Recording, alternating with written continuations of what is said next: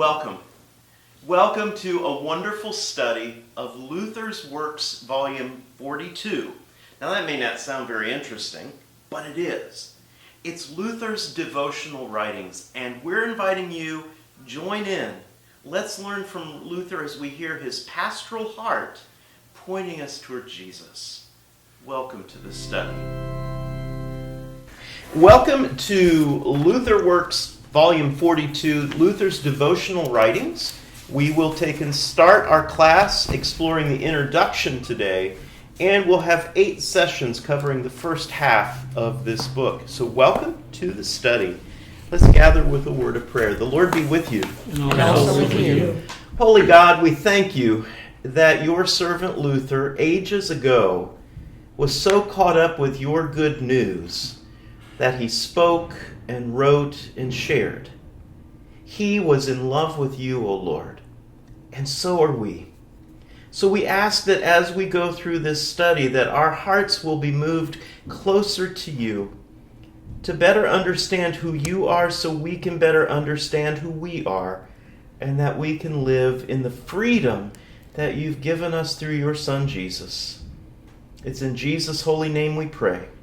Amen. Amen. Well, welcome. We'll be going through questions through our sessions, and the first session is only the introduction. So I'll lead us through this today, and you can read the text afterward, but the intent is to help us understand what we're going to be studying and to get more understanding, more background on what Luther was up to with this. Let's first look at the question number 1. Why did Luther value his doctoral degree? Okay, remember, Luther, his father wanted him to be a lawyer. The intent was that his father, a merchant, would help him become a lawyer, would fund his education, which would push him upward in the economic structure of the day. Yet Luther, though he was obedient to his father, struggled with this sense of call. He had this thunderstorm experience. He's traveling and had this horrific thunderstorm, and he cried out to St. Anne, and he kind of made a promise to God that he'd become a priest if he survived the storm. And so Luther changed his direction, went into the priesthood, went into studying theology, and through that study, those who he was working with pushed him further to get his doctoral degree, and he became a professor of theology and a biblical scholar. So he wasn't just a priest. He now was in that position of an highly educated man in the church. Yeah. From there, of course, he began struggling with his own personal relationship with God, and what does it mean to be saved by grace? And as he struggled with that, found that peace with God through Christ, he then started identifying problems inside the church, and he started speaking up. So as we come to this part of his works, the devotional writings, he is already a doctor of theology. He is already at the professor level, and he is a priest in the Roman Catholic Church at the time. So in the introduction, why did he value his doctor's degree? He writes, "I have often said and still say, I would not exchange my doctor's degree for all the world's gold, for I would surely in the long run lose courage and fall into despair if, as these infiltrators, I had undertaken these great and serious matters without call or commission. But God and the whole world bears my testimony that I entered this work publicly and by virtue of my office as a teacher and preacher, and have carried it out hitherto by the grace and help of God." Okay, so what are you picking up there? Why did Luther value his degree? Seems to me it's because he loves God, and the degree prepares him for his ministry and his teaching Yes. and his activities. And even in that small amount of writing, he's pointing not to himself, but he's pointing to God. By the grace of God and help of God, and serious matters without call or commission. He felt called and commissioned by God. So he is pushing back, even at this point, letting it be known, I have my doctor's degree, and it's not pomp, circumstance, and arrogance, but rather, God has called me, commissioned me, and by the help of God, I am seeking to be faithful.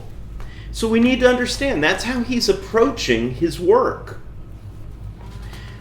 Let's look at question 2. What does "he took God seriously" on page 10 in paragraph 1 tell us about Luther?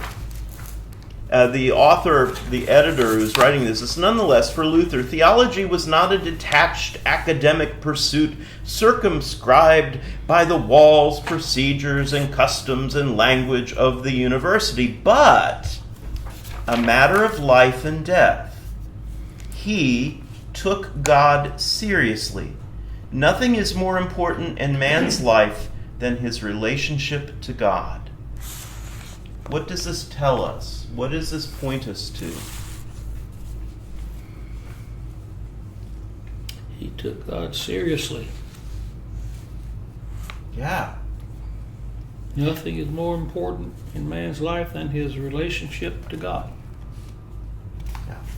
Okay, so if you are one of those who enjoys watching the Discovery Channel or the Science Network, sometimes Smithsonian, I like those, but I can also tell you that I recognize that sometimes those who are presenting are driven by academic arrogance, and it's devoid of a relationship with God. I'm very hesitant about some of the shows that are about Jesus or biblical story or any of those things, because it seems to be driven out of academia, not out of relationship with God.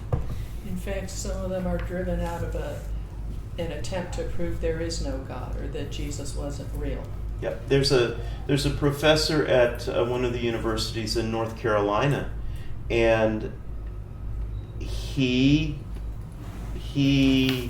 researches Christianity, but he is not a believer. And it becomes pure academic pursuit. Wow, interesting. Yeah. And he's rewarded quite heartily for his academia. For Luther, we need to understand, it wasn't about head knowledge. All of his motivations were coming out of this personal relationship with God through Jesus Christ, guided by the Holy Spirit. His relationship with God mattered.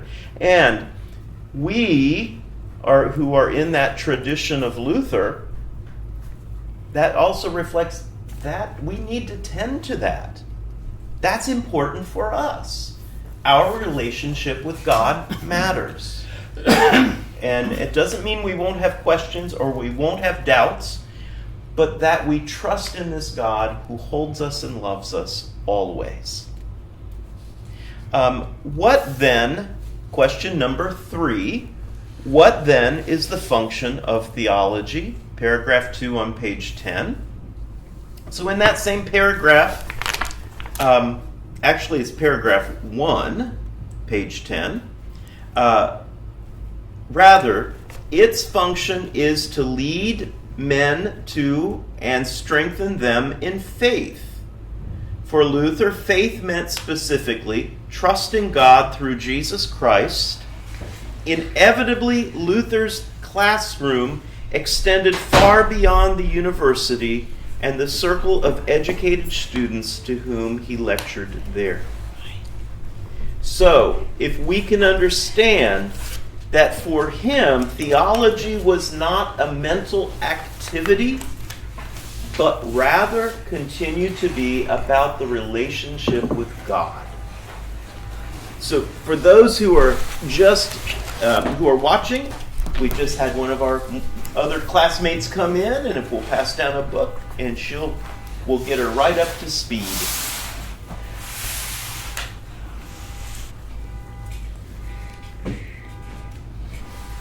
It's not my car beeping. Just saying.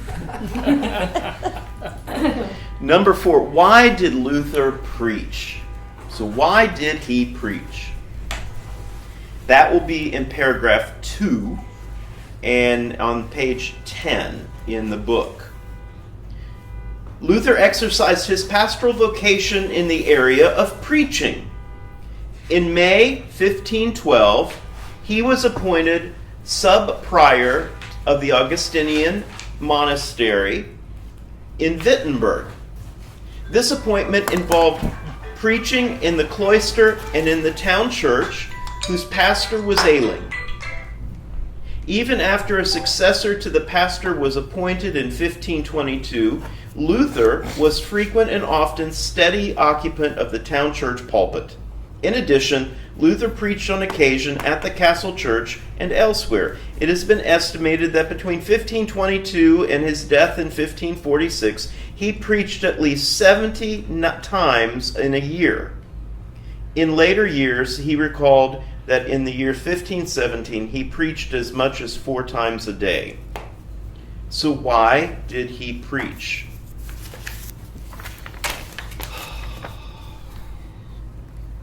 I'm willing to bet it's for the same reason that you preach, because you love God and want to share. Want to share and am called to share.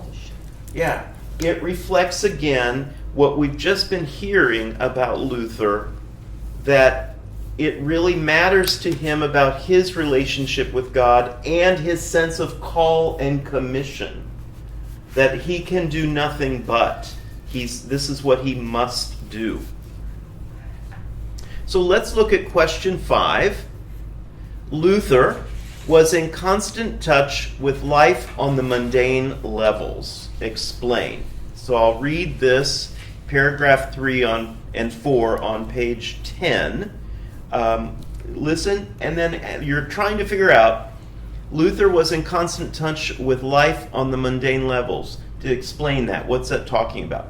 The third area in which Luther exercised his pastoral vocation was that of personal counsel and assistance. One evening, his sleep was interrupted by a messenger from the widow of the recently deceased pastor of a nearby village. The burden of her urgent request was that Dr. Luther should find a husband for her. With no little irritation, Luther dismissed the messenger with the reply that the widow should find a new husband on her own. After the messenger had left, Luther laughed and said to a house guest that he would do what he could do for the widow. Quite apart from its humor, this item of table talk illustrates that despite his heavy workload, Luther was in constant touch with life on the most mundane as well as the most ethereal levels. Because of his prominence, he was frequently called upon by those of high and low estate for advice, help, and even arbitration. Indeed, just the day before he died, Luther had successfully completed the arbitration of a dispute between the counts of Mansfield. Okay, so Table Talk is a collection of sayings from Luther. That it's not necessarily a volume that he wrote, but rather a collection of things he talked about at the table with students and friends. And they collected those. So what does it mean? Talk about this. Luther was in constant touch with life on the most mundane levels. It didn't matter the problem or what the issue was. He was involved in it. Yeah. Okay. So think about the position of Pope. How many of you have gotten to talk to the Pope? What do you think the chances are that you're going to get a conversation with the Pope? I hadn't thought about that, but yeah. What chances do you think that you have to get a conversation with Cardinal DiNardo? Slim? Yeah. Slim? Yeah. Not much of a chance. No, it's Not a conversation. You might get to say hello, shake his hand, have a 2-second interaction, but not a conversation. Because that's how human systems often are. They're so built up, people are elevated so far away from real life. President Biden, President Trump, any president of the United States, are they really in touch with mundane life? No. No. not usually. So, for example, presidents, you don't see them driving cars, do you? No. Or No. shopping at grocery stores. Or shopping at grocery stores. I believe it was when Obama was president, or I think it was Obama when he was president, went someplace and to shop, Yeah. to buy a gift for his wife. And that was like, that's weird. It was news because presidents don't do that. That's human systems. Human systems will put, as you go up the ladder, you're pushed further and further away from reality. What we see about Luther was that even though he was a reformer, even though he was a doctor of theology, he was in touch with reality. He was still grounded in community. So, yeah, he negotiated a dispute between the counts of Mansfeld. Great, but he also, the widow, when she sent word, he was ticked off. He was human. You woke me up. You woke me up from my night's sleep for what? You want me to go get you a husband? And then he says, oh, I'll do what I can. He's in touch with reality. And so when we read his devotional writings, understand that he's writing it in touch with real people. Yes, ma'am. So, Pastor Rhoades, can I come knocking on your door and ask you to buy me a husband? I was going to ask the same I thing probably- before you beat me to it. After he's asleep, yeah. I will probably be irritated, and then I'll do what I can. So you have two I'm gonna hold requests. you- You I'm have Okay. gonna two hold you requests. to that. Yes. Okay. I'll keep that in mind, and I'll start looking. Daryl? Can you block that out? So this really goes back to what the Bible says about being in the world but not of it. Yes. Not caught up in arrogance, not caught up in status, but real. God formed us in community, for community. Luther, in love with God, was moved to still be in touch with real community. There has to be that connection. Yeah. I'm aware of two pastoral positions that failed. One this year and one a few years back. And the problem was the pastor had failed in the community they were called to connect with the community. Yeah. The pastor kept alienating people. That the pastor was pushing people away. One of them didn't make it 6 months. And it's not a good scenario. The church is really hurt and going to have to do a lot of work to get through that. But it does matter. We have to be able to connect. Are you not in a position where you counsel other pastors in our region? So I wonder if those two pastors of the church had counsel.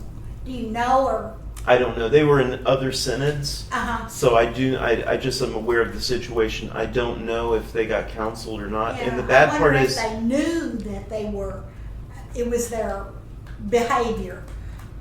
there's one I'm aware the person pushed back and then told the congregation when they had a no confidence vote, told them they'd have to pay a lot to get rid of her. Oh my gosh. So yeah. So there's a anger in there. So I Yeah. don't know, but certainly that person needs counsel because Right. if they go to another church and act the same way, Right. they'll have the same result. Exactly. And the church has a system. That person, it'll take some time, but okay, we'll keep going. What do Luther's devotional writings reflect? This is paragraph 2 on page 11. And in that paragraph, I'll read the paragraph since you've not been able to read this before, but at least you'll hear it. Much of this counsel, advice, and opinion was given in his books, letters, and other writings, many of which were occasioned by specific pastoral situations. The writings presented in the 2 volumes of the American edition of Luther's works, designated devotional writings, reflect the 3 areas in which Luther exercised his pastoral vocation. These works do not demonstrate external procedures and techniques by which Luther applied his theology. Rather, they demonstrate the faith out of which his theology issued. So the question, what do Luther's devotional writings reflect? They reflect the faith out of which his theology came. So what's kind of fun with his devotional writings is we're kind of seeing into the heart of Luther. We're getting a window into his personal faith from which then you see an image of his theology. And that's kind of cool. That'll help us better understand, and it also allows us then to ask those same questions in our relationship with God. Where are we? How does this fit? Question 7. What happened between 1519 and 1521? This is in the next paragraph on that page.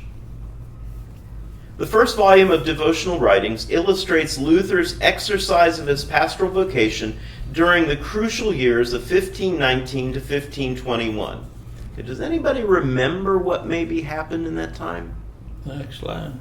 Next line will tell us. Correct. 1517, he posts the 95 Theses on October 31st, which is that pivotal moment, public moment of the Reformation kicking off. And boy, did it go from there. In 1519, the Spaniard Habsburg Charles V was elected Emperor of the Holy Roman Empire. In that same year, John Eck, the sharp Dominican theologian, maneuvered Luther into a virtual admission of heresy at their debate in Leipzig, and the German nationalist leaders Ulrich and Hutten and Francis von Sickingen, I can't say that one quite well, embraced Luther's cause as their own, thus making Luther a German hero. In 1520, Luther fired some of his most devastating literary artillery against Rome, and in addition burned the papal bull Excurge Domine at the Elster Gate at Wittenberg. And chief of the great and tumultuous events of 1521 was Luther's appearance before the Diet of Worms and his subsequent disappearance from the public scene to the seclusion of the Wartburg Castle. So these writings are reflecting also that time.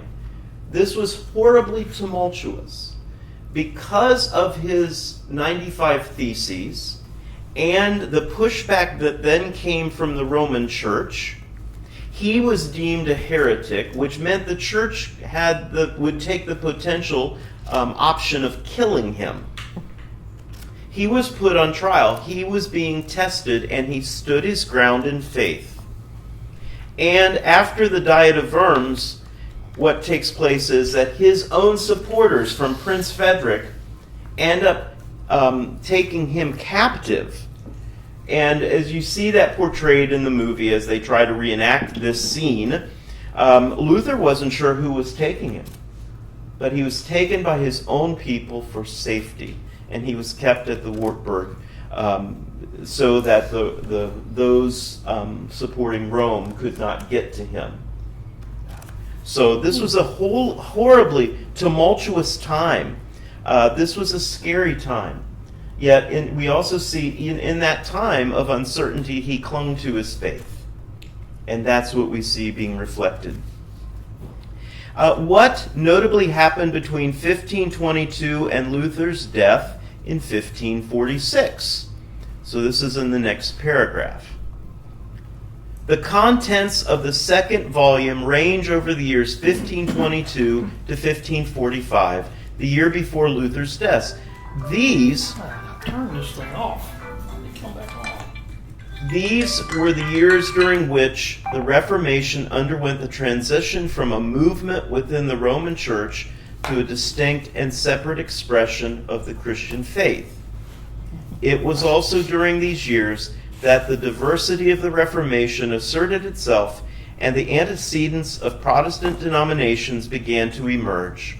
Luther, although still the towering figure, was no longer the reformer, but one of several. So remember that Luther went to a certain point in the call for reforming the church. Then others picked up and went further. This is the time frame where we have the breaking out of those who say then Luther clearly understands that in the sacrament of the altar, Christ is truly present in, under, and with the bread and the wine. But during the 1522 to 1546, we have the emergence of other views, specifically down in Switzerland, where out of Geneva and all, we start having this, it's only a remembrance. And so we begin having these other directions of understanding coming out of the Reformation. Luther was still the towering figure, but between 1522 and 1546, the ball that was rolling was starting to have effect in more areas, and they went farther than what Luther would go. So just historically. So the second volume reflects that time frame. So going over, flip the page, introduction to volume 42. Discuss paragraph 1 on page 13, XIII. What does it mean that Luther became the midwife? Interesting language there. Yeah. So here's the paragraph, and so you know what I'm asking for. Until he posted his theses in 1517, Martin Luther was a relatively obscure Augustinian monk, preacher, and professor at the not particularly prestigious University of Wittenberg.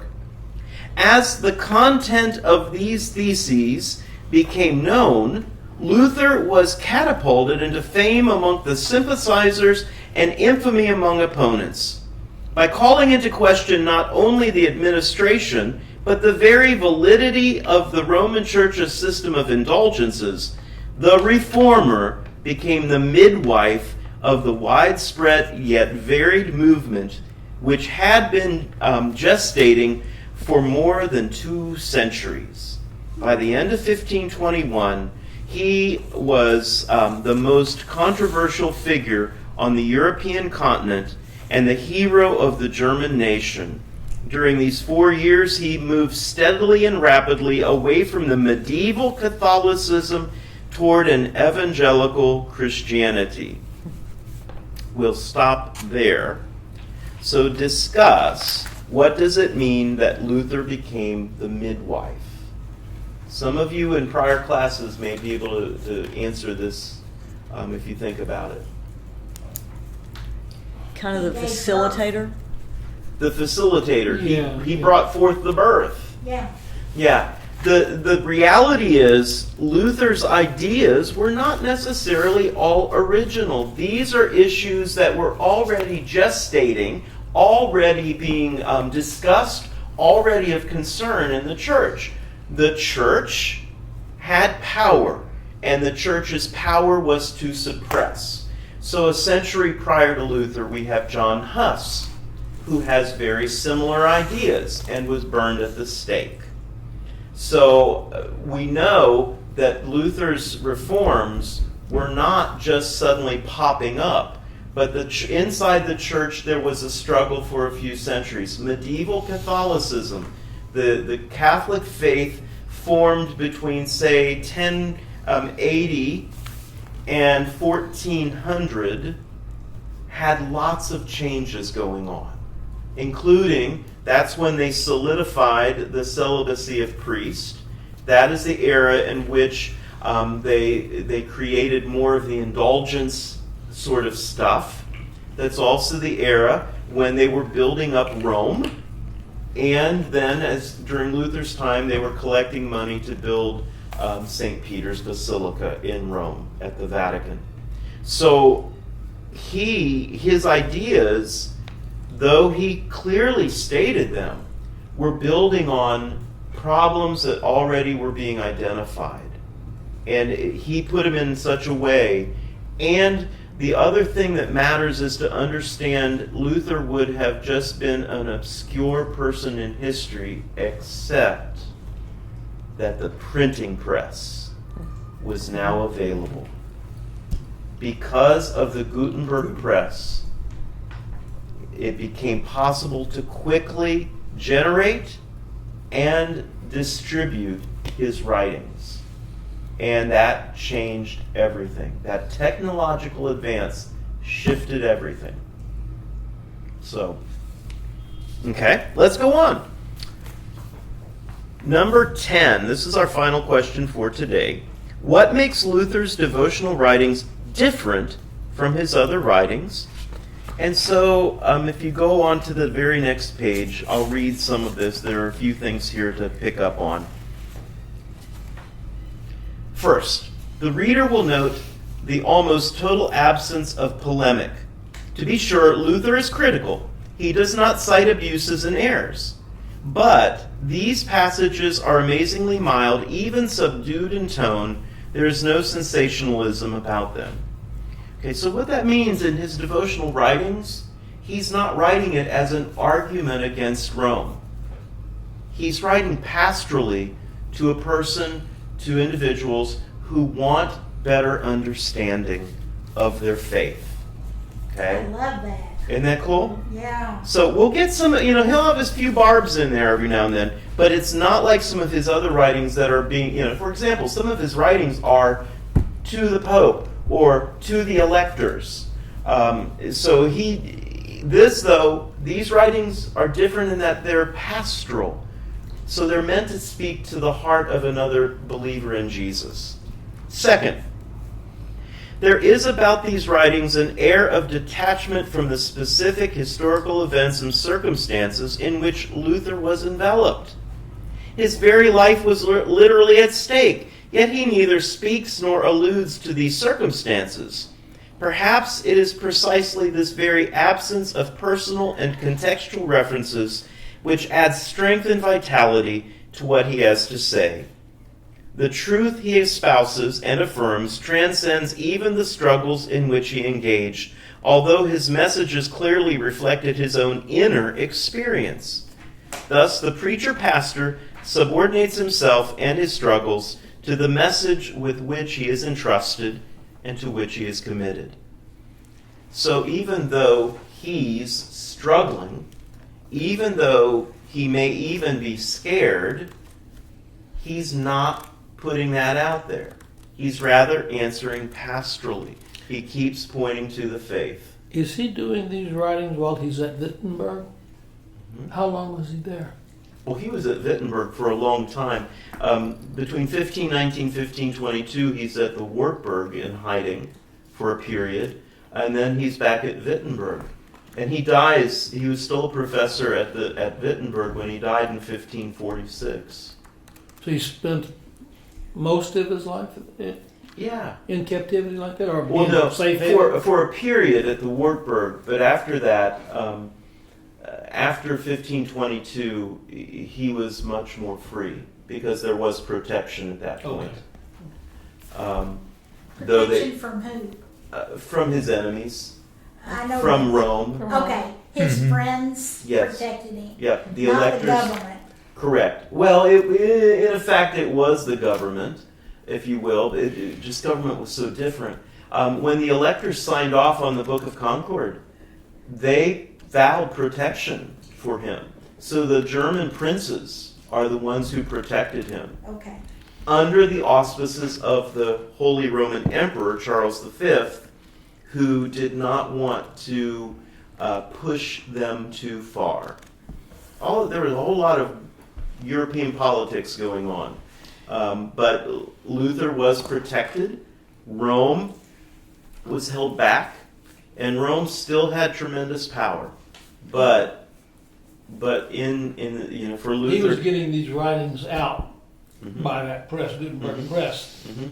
all over Europe, all over the Oh world. yeah, various printers were picking it up, and they would pass it out, Rome distribute was it. very infuriated by his writings. Sure. Yeah. Yep.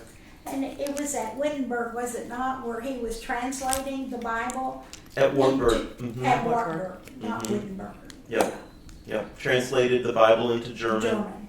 the language of the people. So he was doing his devotions as well as translating the Bible.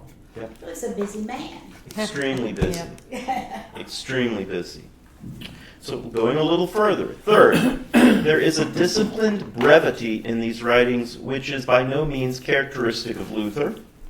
He sticks very closely to the theme and issue at hand, drawing almost solely on the Bible rather than on the Fathers or other sources for specific and relevant illustration and amplification of the points he wants to make. So, yes, we will see. He does refer to the church fathers every now and then. In one of our sessions, we'll be asking, I've got a question about, I believe it's Cyprian that he quotes, if I remember correctly. We'll get there in our study. But he's not as verbose because he's not writing an argument. He's not writing a theology that he's trying to help you understand. He's talking about a way of life, a way of faith, to put it in so that it's a little different.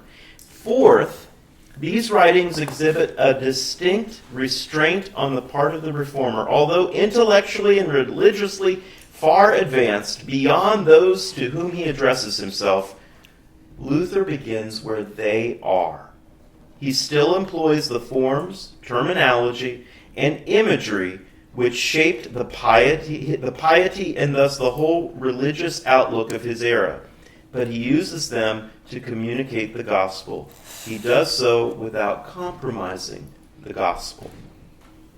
So, what's beautiful about what we're going to be studying, it does reflect his theology, but he's not meaning to teach theology in this. He's giving answer to pastoral concern, pastoral question. And it's about how one lives the faith, how one trusts in God. So that's what we're going to be studying as we go through this. And for today, we're coming to the end of our session. This is just on the introduction, and then we'll start next time, 2 weeks from today. We will have session 2. Pages 5 through 16 are your reading. And you've got all of the questions, all 23 questions that we'll explore in that reading area. So if you flip your page enough, you'll see there's a meditation on Christ's passion, 1519. And that'll be the first one of his devotional writings that we will be reading about. So that gets us to a great starting point for the rest of our study. So hopefully you'll enjoy this and have fun. The intent is the first 8 sessions will take us halfway through volume 42, and then we'll pick up in the fall with the latter half of this volume. And then if we like it, we can do volume 43 as well.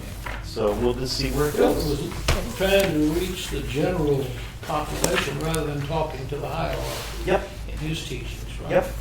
So where this plays out is 20th century Catholicism included people saying, well, I asked a question of the priest, and the priest or the nun told me to sit down and shut up.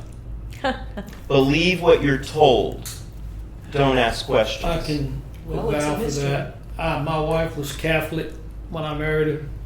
I went to the Catholic Church probably 40-something years. Never joined because I didn't agree with a lot, but I experienced a lot of that. Priests, and I don't mean to criticize them. They're all trying to get to the same place we are. Yep. You know? Yeah. So, but they're very above you. Yeah. They don't. I noticed right away. I could talk to him. I could never talk to a priest like that. they just don't do it, you know? Yeah. And that's so understand, we don't need to bash the Catholics. No. And what you said was not meaning to bash Catholics, No. but understand that that's the system that they've been living for centuries. Do what you're told. Believe what you're told. They will tell you what the faith says, and you're supposed to accept it. You don't question it. Yep. Yeah. Whereas Luther, what we see even early on, it's relational. It's okay to ask questions. It's okay to wonder. Yeah. Be curious. You don't do that. And trust in a God who will point us to where we need to be, who will help us understand. Yeah. I feel like that's what God means us to do, is to question. I mean, I've questioned a lot in my life, especially when there's tragedies in my life, when there's great losses in my life. Yeah. I question. Well, and and the perpetual Lutheran question that comes out of the Catechism: what does this mean? Yeah. So, what does it mean when we go through losses and hardships? What does the love of God mean when I'm not sure about feeling loved? Yeah. It's okay to ask questions and to trust in the God who will love us even if we don't feel loved. Yeah, and I think that's the way you learn anything. You ask questions. I mean, that's what learning is all about, is asking questions and finding answers. Yeah. It's not just believing what you're told. So, we have things that we definitely believe as Lutherans. Mm-hmm. Yeah. There are definitely things, but we also are open to questions, and that we can struggle with things, and it's okay. Yeah. So, enjoy digging into the devotional writings. See where it's going to take you. You'll be learning about meditation on the Passion of Christ. And you probably are going at this point, I'm not quite sure what that means. Well, you'll figure that out as you do the reading, and then we'll talk about it more. 2 weeks. I'll be at camp next week, so 2 weeks we'll be back here for our next session. Okay, let's have a closing prayer. The Lord be with you. And also with you. Blessed are you, O Lord our God, ruler, maker, lover of all creation. We thank you, for you have formed us. And you have formed us with curiosity. So allow us to ask questions and help us to grapple and grow in our faith, trusting in you who love us and who will always be with us. Send us forth now, ready for what is yet to come, and looking forward to how we can love you and how we can serve you in this day. Thank you, O God, in Jesus' holy name. Amen. Amen. Thank you.